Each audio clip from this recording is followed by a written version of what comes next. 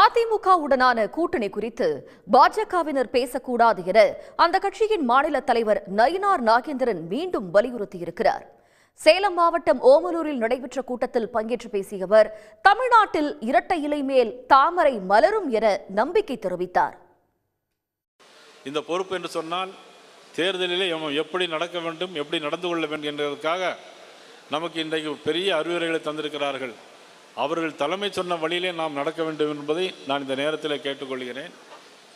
ஒவ்வொருவரும் கூட்டணியை பற்றியோ ஏதோ பற்றி விமர்சனம் பண்ணினால் அது வேறு விதமாக போய்விடும். ஆகையால் நம்மளது கூட்டணி உறுதியான கூட்டணி, இறுதியான கூட்டணி என்பதை மட்டும் யாரும் நீங்கள் தயவு செய்து மறந்துவிடக்கூடாது.